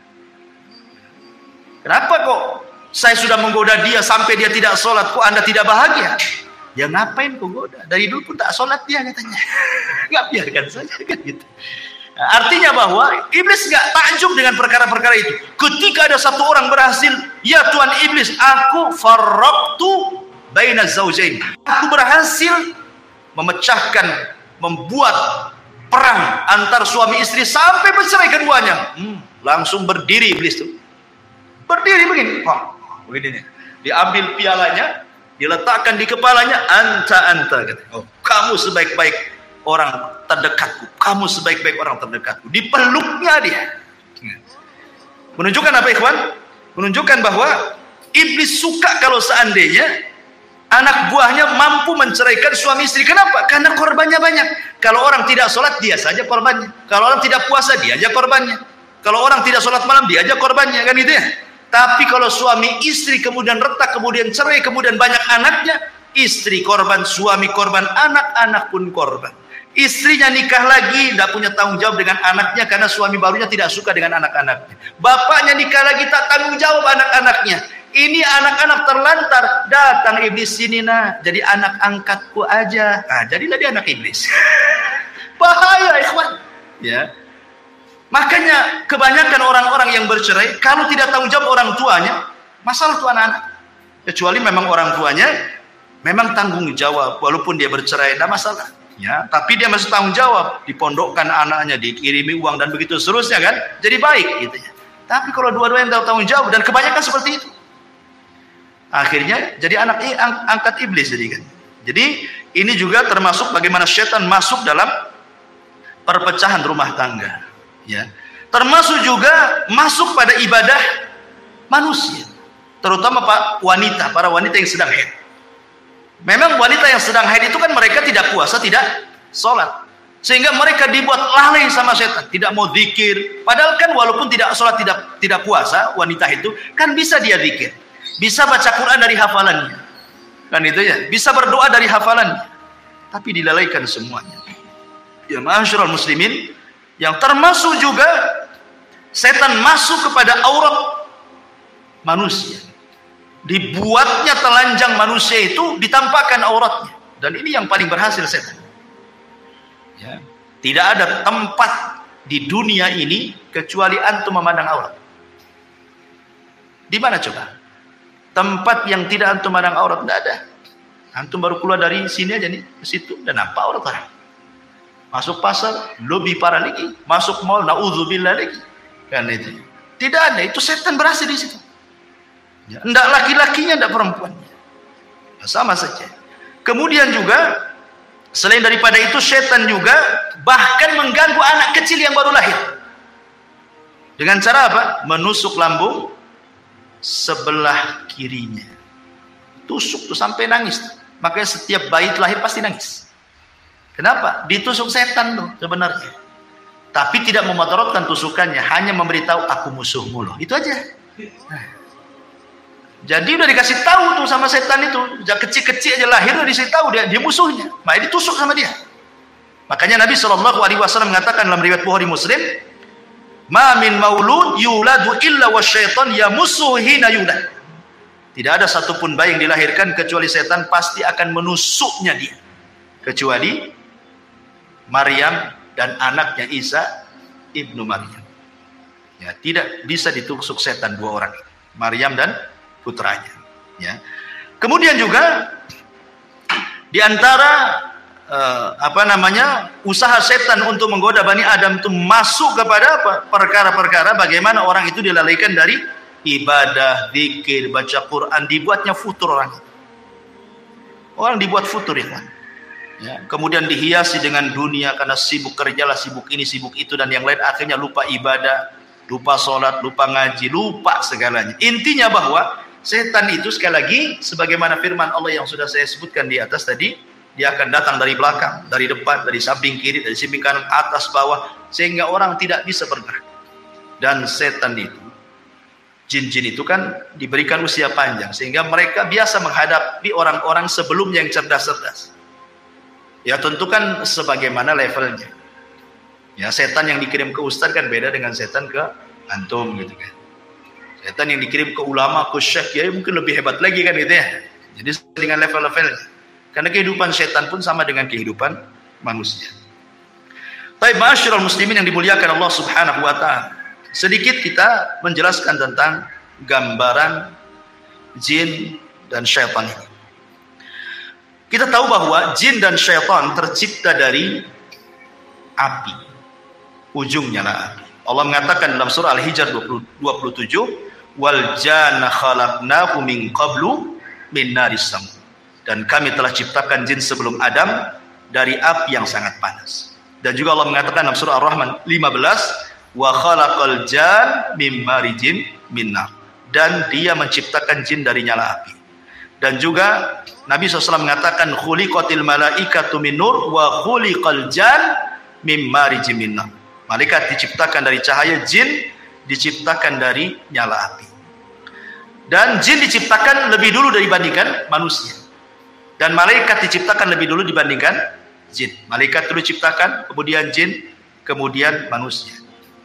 Adapun bentuk atau sebutan-sebutan jin dalam bahasa, sebagaimana disebutkan oleh Al-Imam Ibnu Abdul Bar dan yang lainnya, al-jinnu inda ahlil kalam wa ahlil ilmi bil lisan yanziluna ala maratibah. Jadi jin itu menurut ahli kalam dan para ulama bahasa, mereka membagi jin itu menjadi beberapa bagian. Ya. Faida zakaru al-wahida minal jin khalisan kanu jinni. Fa in aradu annahu mimman yaskunu ma'an nas qalu amir wal jam'u ummah. Wa in kana mimman ya'ridu lisibyan qalu arwah.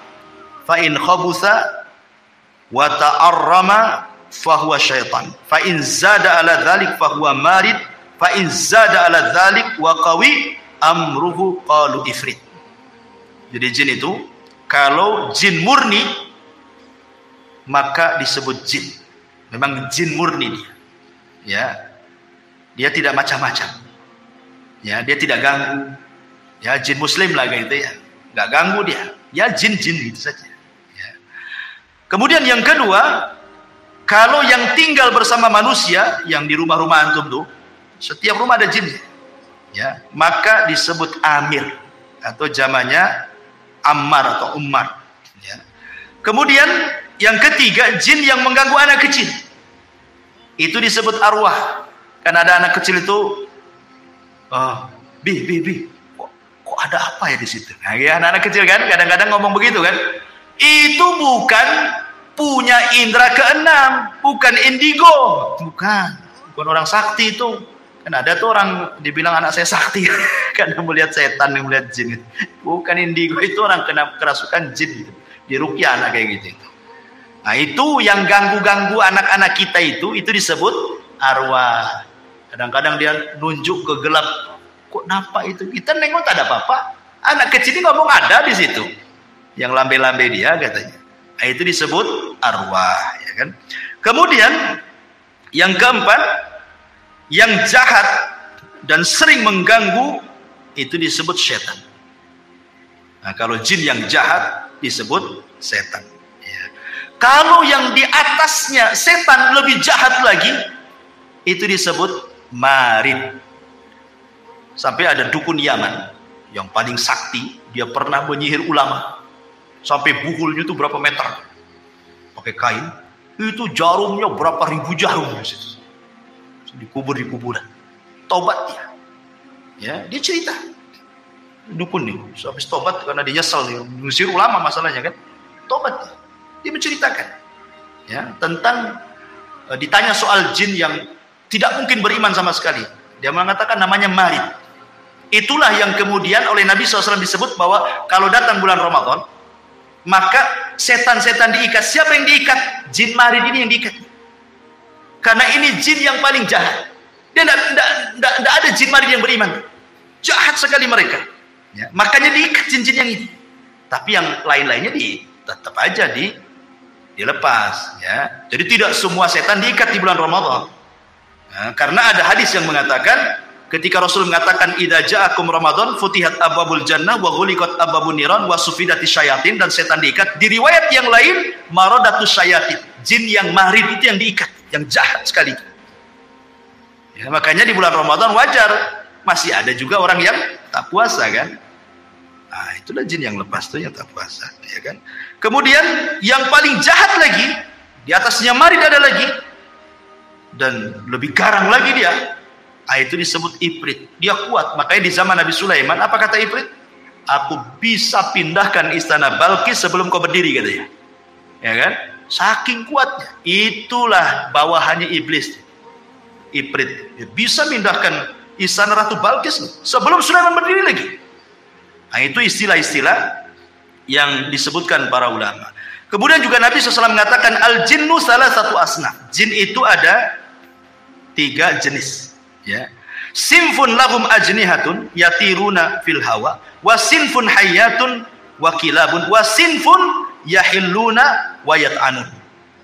Nabi SAW mengatakan dalam riwayat Tabrani dan Al-Hakim dengan sanad yang sahih, jin itu 3 kelompok. Yang pertama jin yang bisa terbang. Jin itu bisa terbang. Makanya kenapa mereka punya maqaidu lisam'i, di atas awan mereka punya pos-pos. Mereka terbang ke awan. Ya, kemudian mereka buat pos di atas awan. Nanti dari pos itulah mereka saling panjat pinang. Ya, satu jin ke jin sampai ke langit. Kemudian yang paling atas mendengarkan ucapan malaikat. Disitulah mereka mencuri dengar. Kemudian akhirnya disampaikan ke jin yang bawahnya sampai yang di pos yang di atas awan itu. Baru setelah itu dia turun ke bawah terbang, sadi dukun. Kemudian jualanlah kalimat-kalimat Bani Piro kan itu. ini saya punya kabar bagus. Nah, terjadilah kerjasama antara jin dan dukun. Itu pun kalimat yang hak dicampur adukan 99 kedustaan. Ya, baik. Kemudian ada jin yang berbentuk ular dan anjing. Ya, ada jin itu yang berbentuk ular dan anjing. Bahkan Syekhul Islam Ibnu Taimiyah rahimahullahu taala bahwa jin itu bisa menyerupai apa saja. Bisa menyerupai apa saja, kecuali nabi. Enggak bisa. Jin tidak bisa menyerupai nabi. Tapi selain nabi bisa. Ya. Bisa menyerupai, makanya kenapa saya pernah bertanya kepada salah satu guru saya. Waktu saya belajar di Yaman, belajar kitab Fathul Majid, Sarah Saibuh, kitab Tauhid. Jadi saya tanya, namanya Syekh Adnan. Ya, Syekh, saya kebiasaan di kampung saya cerita, agak panjang cerita. Waktu saya di kampung di Jawa Barat, di Majalengka sana, ada tukang mabok. Ya. Jadi zaman dulu preman-preman itu, mereka bukan kayak sekarang merek-merek Homer itu kan macam-macam ya. Kalau dulu kan paling tinggi cap janggut, ya kan? Anggur cap janggut. Ya, kalau dulu kan, itu sudah mabok tuh minum itu. Jadi preman-preman desa ini buatlah lomba mabok-mabokan. Karena satu botol tidak puas, akhirnya apa? Dicampur dengan spiritus. Jadi campur dengan spiritus. Kurang kuat juga dicampur dengan pil BK. Untuk pil BK, untuk anjing gila. Jadi dioplos tuh. Bayangkan, anggur, kasih spiritus, kasih pil BK. Gimana? Overdosis mati. Mati kepala preman itu mati. Beberapa orang mati, preman juga mati itu gara-gara overdosis. Jadi zaman bahula kan, zaman dulu itu, preman tuh paling takut dengan hantu. Orang-orang dulu kan takut kalau cerita-cerita setan itu, karena banyak tahayulnya orang-orang desa. 1 minggu nggak ada orang berani keluar gara-gara kematian itu, karena nggak wajar matinya kan. Akhirnya banyaklah tahayul orang-orang desa. Oh, katanya aku melihat preman itu sedang duduk di jembatan katanya. Ya, di tempat saya itu ada namanya jembatan Harewos. Nah, di situ ada, di Harewos itu katanya ada dia sedang duduk. Jadi saya tanyakanlah cerita ini kepada Syekh Adnan. Mungkin nggak saya bahwa orang mati ini bisa hidup lagi? Karena ini cerita nyata gitu. Ini dongeng dari desa saya, ya, di Majalengka sana. Katanya saya itu mungkin saja. Tapi bukan orang mati itu hidup lagi, bukan itu. Tetapi itu adalah jin korin. Setiap manusia itu punya jin korin, kata Syekh. Lah, yang tahu tentang sifat kita, ya bentuk kita itu jin korin kita, karena sejak lahirnya sudah ada pada badan kita kan gitu. Sehingga dia tahu sifat kita, bentuk kita apa. Sehingga dia memungkinkan dia tasyakul persis seperti kita. Jadi ketika dia mati, jinnya ini sudah menakut-takuti orang, karena sudah tugasnya selesai, memberikan wasus orang sudah mati kan. Berarti jin ini keluar, dialah jadi jin yang bebas. Akhirnya nakut-takuti orang. Boleh jadi itu jin korin gitu. Nah, jadi ada jin itu yang berubah bentuk seperti itu, kayak manusia. Bahkan Syekhul Islam mengatakan bahwa ada di sebuah tempat itu, di gunung-gunung, di lembah-lembah itu, jin-jin itu sengaja berubah bentuk jadi manusia, seolah-olah mereka menganggap penunggu di situ. Makanya dulu di zaman jahiliyah, kalau lewat di sebuah tempat, maka mereka akan berlindung kepada penghuni tempat itu, kan orang jahiliyah itu. Wahai penunggu tempat ini, gitu kan, tolong jangan ganggu saya. Ya, saya mau jalan. Akhirnya ngasih sesajen. Maka dari situlah turun ayat wa innahu kana rijalun minal insi ya'udzuna birijalin minal jinni fazaduhum rahaqa. Turun ayat itu. Ya. Dan ada sebagian kalangan dari manusia meminta bantuan, meminta perlindungan kepada sebagian jin, akhirnya menambah kekufuran. Yang anehnya lagi, jin yang dulunya dimintai perlindungan, jinnya masuk Islam, dianya masih kufur. Kan tidak tahu kalau jinnya masuk Islam, kan? Yang lain nggak nampak. Kan itu. Masyaallah muslimin yang dimuliakan. Kemudian juga yang ketiga, ada jin yang lepas dan berjalan ke sana kemari. Ya. Jadi inilah 3 jenis jin. Baik, kalau ada yang bertanya, bagaimana jin itu akan diazab oleh Allah Subhanahu wa taala dengan api sementara dia tercipta dari api? Jin masuk neraka, dihisab oleh Allah sama dengan manusia. Kalau dia masuk neraka dicipta dari api, tentu dia tidak akan terbakar. Ya. Maka ini dijawab oleh Asy-Syaikh atau Al-Imam Ibnu Aqil dalam kitabnya Al-Funun, bahwa jin itu tetap merasakan adab, merasakan sakit kalau dibakar dengan api, sebagaimana manusia juga kalau ditumbuk tanah juga sakit. Karena maksudnya jin tercipta dari api itu asal penciptaannya sama dengan Adam, asal penciptaan dari manusia, tapi anak turunannya tidak dari tanah, ya dari ibu bapak. Makanya kalau antum ambil pisau, antum kemudian iris tangan antum, yang keluar kan bukan pasir, bukan tanah, ya darah kan begitu. Berarti bukan lagi tanah. Jadi hanya Adam saja. Sebagaimana juga dari kalangan jin itu yang diciptakan cuman bukan iblis, ya di atasnya iblis lagi. Ya apa Sumiyah itu siapa namanya, kata Imam Nukatsir dalam Bidawaniyah. Ya iblis ini kan ceritanya panjang. Dalam cerita Israiliyat disebutkan, ini cerita Israiliyat, tidak ada Quran, tidak ada di dalam sunnah.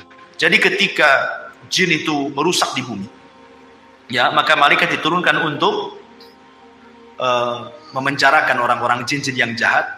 Kalau tidak mau tobat, mereka akan dibunuh, dipenjarakan, dibuang. Sehingga kemudian anak pembesar jin itu, bayinya diambil oleh malaikat, dibawa ke langit, dibesarkan di langit. Jadilah kemudian dia jin yang soleh karena hidup bersama para malaikat. Akhirnya dia kemudian bejat karena tidak mau sujud, jadilah dia iblis. Nah gitu ya. Wallahu a'lam, itu kan cerita Israiliyat ya. Tapi yang jelas bahwa itu asal penciptaannya saja dari api, anak turunannya bukan api.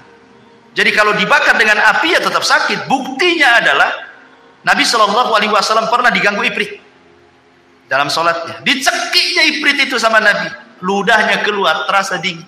Kenapa nggak terbakar tangan Nabi? Bukankah katanya dia tercipta dari api? Berarti kan sudah bukan api lagi. Yang kedua, riwayat bahwa Nabi SAW pernah mau didatangkan syihab minan nar. Jadi jin ini membawa kayu bakar yang ada apinya dan hendak membakar wajah Nabi. Nah, kalau memang dia tercipta dari api, ngapain bawa kayu bakar, bawa api? Tangannya aja disentuhkan gitu, kan terbakar dia, ya kan? Tunjukkan bahwa dia bukan lagi dari api kan itu. Itu kan bapak moyangnya aja yang dari api, turunannya ya dari bapak ibunya jin lah kan itu. Karena jin juga nikah sama dengan kita. Jin itu loh kurang lebih kehidupannya dengan manusia. Ada RT, ada RW, ada lurah, ada kecamatan, ada pemilunya juga, ada partainya juga, bermadhab juga, ada Syafi'i, Maliki, Hambali, Zahiri, ada Syiah juga, ada Mut'ah juga mungkin mereka. Apa mereka berorganisasi? Anda tahu juga. Apakah mereka ikut organisasi apa gitu? Wallahu alam. Tapi yang jelas kehidupan mereka sama dengan manusia, kurang lebih saja. Ya, tidak kurang, tidak lebih. Baik, kemudian jin mukallafun. Jin mukallaf, artinya mukallaf itu sama dengan manusia juga, disuruh sholat, puasa, zakat, haji. Persis. Quran yang kita baca itu juga Quran yang dibaca mereka. Ya, hadis yang kita baca itu pun hadis yang dibaca mereka. Karena nabi mereka dari manusia. Ya, jadi jin itu kebanyakan belajar agama kepada manusia. Jadi kalau jin belajar agama kepada manusia jadi ustaz. Tapi kalau manusia belajar ke jin jadi tukang sihir. Terbalik kan itu. Ya. Jadi jin itu belajar agamanya kepada manusia. Karena nabinya juga manusia. Wa inna minna salihuna wa inna minna salihuna wa minna duna dzalik kunna taraika qidada. Di antara kami ada yang soleh, ada yang tidak soleh, kami bertingkat-tingkat. Kemudian juga makanan jin disebutkan dalam sebuah hadis Abdullah bin Mas'ud radhiyallahu anhu. Jadi ketika Nabi SAW diundang untuk ceramah di kalangan jin, bagaimana Rasul tahu bahwa di situ ada jin berkumpul ribuan? Ya tentu malaikat yang kasih tahu. Rasul kan tidak melihat jin. Ya, malaikat ngomong, kamu ke sana, itu ditunggu oleh bangsa jin, ceramahlah kau di sana kan itu. Nah, setelah Nabi SAW berceramah, ketika itu kemudian jin-jin ini bertanya soal makanan. Kata Rasul SAW, ya, Maka Rasul mengatakan, lakum kullu azmin dzakara smallah alaihi yaqa'u fi aydikum aw farama yakunu lahman. Kata Nabi SAW, makanan kalian adalah tulang yang habis dimakan orang. Kemudian ketika sudah habis dagingnya, ketika dibuang ke tong sampah, orang ini membaca basmalah, kemudian dibuang. Nanti akan kembali dagingnya. Ya, jadi antum kalau makan sop tulang, ya kan? Itu banyak tulangnya tuh. Ya. Nah, pokoknya yang tulang-tulang lah, tulang ikan, tulang apa, tulang iga. Ya. Ketika antum lempar ke tong sampah, baca basmalah supaya antum sedekah ke saudara antum dari kalangan jin. Sebab kalau antum baca basmalah, nanti daging itu akan balik. Cuman kita tidak melihatnya. Kalau melihatnya tak jadi antum buat. Kok balik lagi dagingnya? Itu makan lagi. Tentu enggak, maksudnya kan yang lihat mereka saja. Ya, balik lagi tuh dagingnya, dan itulah makanan mereka. Cuman kadang-kadang kita bakhil. Ya, di prestonya pula lah ikan itu. Tulang-tulang yang tuh makan. Tak ada sedekah-sedekahnya sama jin gitu ya. Jadi kata Nabi tulang, makanya ketika Nabi SAW melarang tidak boleh istijmar, memerintahkan istirmal dengan batu, kata Rasul, jauhi tulang dan kotoran. Ya, karena itu makanan jin, kata Nabi SAW kan itu. Ya. Kemudian juga setiap makanan yang tidak disebut nama Allah yang saya sudah katakan, antum makan apa saja antum tak baca basmalah, jin ikut di situ. Ya, jadi setiap makanan yang tidak disebut nama Allah Subhanahu wa taala, dan tentu ada makanan lain yang kita tidak tahu. Ya. Adapun tempat-tempat jin disebutkan dalam beberapa riwayat. Yang pertama, tempat syaitan atau tempat jin adalah pasar. Pasar itu tempat syaitan, tempat jin, jin jahat.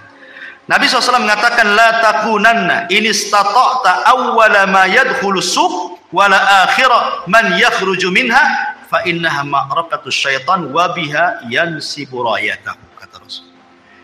Jangan, kalau bisa lah, jangan menjadi orang yang pertama masuk pasar, dan jangan menjadi orang yang terakhir keluar pasar, kata Rasul.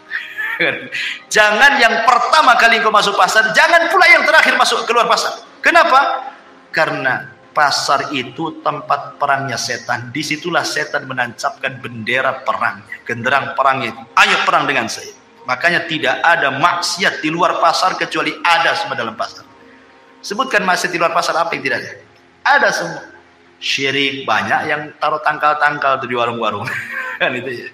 Apalagi orang maki-maki di pasar, orang sumpah palsu, wallahi semua di pasar itu. Orang yang nipu, orang yang ngurangi takaran, timbangan, meteran, semua ada di pasar. Ya, makanya itu tempat setan. Makanya ada doa orang masuk pasar itu, berdoa. Ya. Kemudian yang kedua, tempat setan adalah kamar mandi hammam. Makanya kita disuruh berdoa, Allahumma inni a'udzubika minal khubthi wal khaba'is. Aku berlindung dari setan laki-laki dan perempuan, karena itu memang tempat jin, syaitan. Ya. Kemudian yang ketiga, hadis Abi Hurairah, sallu fi marabidil ghanam wa la tusallu fi a'tanil ibil. Salatlah di kandang kambing, jangan salat di kandang unta. Maksudnya kandang unta itu tempat unta istirahat. Karena unta itu paling cemburu kalau tempatnya ditempati orang. Kalau kambing antum di situ nggak akan cemburu, kambing cuek-cuek aja. Kalau antum salat di situ diterjang sama tempat dia langsung dikejar antum. Karena ada tabiat setan. Ya, unta itu. Makanya kalau makan daging unta, wudu. Kalau makan daging kambing tidak wudu gitu ya. Maksudnya tidak batal wudunya. Kemudian juga hadis yang ketiga.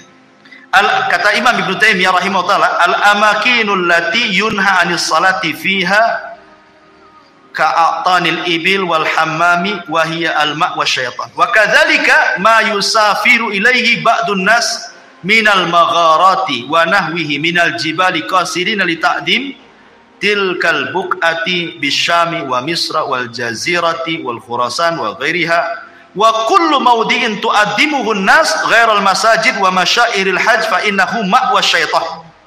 Ya, kata Ibnu Taimiyah, tempat-tempat yang diagungkan manusia yang tidak ada perintah untuk mengagungkannya, maka di situ tempat setan. Ya.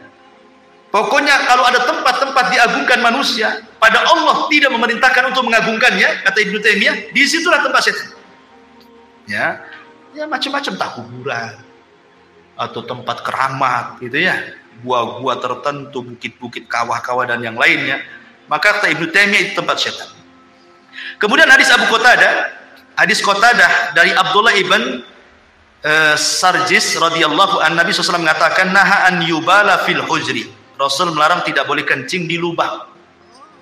Ya, lah itu kalau toilet itu kloset ada lubangnya.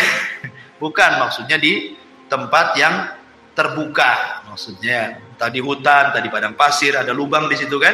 Jangan kencing di lubang. Kata Qatadah ketika ditanya kenapa, alasannya, maka beliau mengatakan innaha masakinul jin.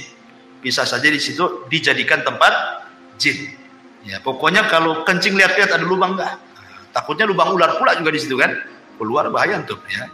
Kemudian Imam Nawawi juga mengatakan as-salatu fi ma'was syaitan makruhatun bil ittifaq. Salat di tempat yang di situ sudah dijelaskan tempat setan hukumnya makruh. Seperti tempat-tempat minuman khamar, diskotik, bar-bar, tempat maksiat. Nah, itu tempat setan di situ. Jangan salat di situ, makruh. Ya. Nah, jadi termasuk juga beliau mengatakan wal kanais wal biya'i wal khusyusi wa nahwi dzalik. Termasuk juga di kanais, tempat-tempat ibadahnya non muslim, ya kan? Dan begitu seterusnya, tidak boleh salat di situ, makruh.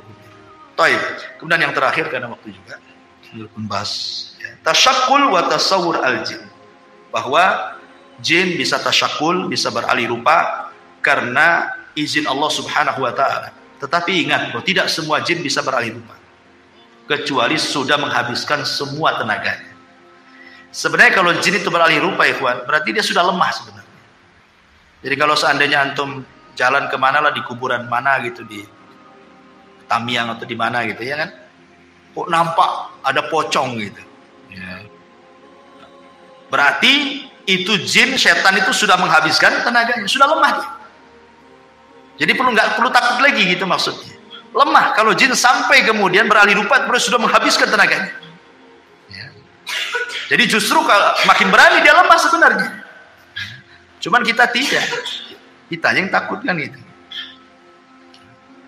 Kemudian juga ada yang mengatakan dalam sebuah referensi itu bahwa sebenarnya jin itu beralih rupa karena dukun. Jadi di kalangan jin itu ada dukun juga. Jadi dia datang ke dukun jin, dimantra-mantrai, maka dia akan menjelma seperti apa. Jadi dukun itulah dukun dari kalangan jin yang merubah dia sehingga dia ingin jadi apa gitu ya. Dan itu akhirnya menakut-nakuti manusia. Ada juga jin itu beralih rupa maksudnya mewarnai dirinya. Nah, diwarna-warnai dirinya supaya nampak ada kaibat. Ada apa gitu ya, kalau kita jalan di kegelapan tuh seset, ada apa aja gitu ya. Tahu warna apa, bisa saja. Ya, karena sekali lagi mereka tidak bisa menyakiti kita. Mereka itu hanya menakut-nakuti saja. Ya, mereka menakut-nakuti dan mereka akan mencari semua media bagaimana kita tahu. Ya, entah lewat angin, entah lewat bayang-bayang, entah lewat suara, entah lewat mimpi, begitu. Nah, umpamanya seorang penakut dalam rumah nih, sendirian. Ya, pertama PLN mati. Yang kedua hujan lebat. Yang ketiga apa lagi? Tetangga pula anjing berisik. Hari Jumat, kliwon lagi. Gimana? Kalau penakut ikhwan, padahal itu gorden tuh goyang-goyang kena angin. Antum sangka di situ ada setan kan itu? Ya memang ada setannya sebenarnya, karena setan itu akan masuk di bayang-bayang, digoyang-goyang, di suara angin, di suara apa saja, pokoknya setan itu berusaha menakuti antum supaya antum takut.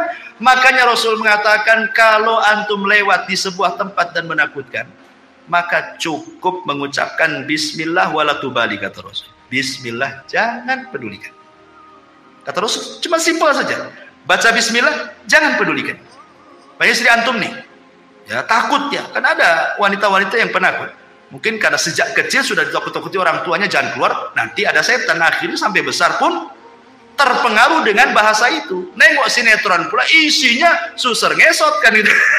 Semua film setan juga. Akhirnya kan kepikiran tuh. Kata Nabi SAW, kalau umpamanya ke dapur dari rumah lagi hujan, lagi banyak angin goyang-goyang. Jangan pedulikan.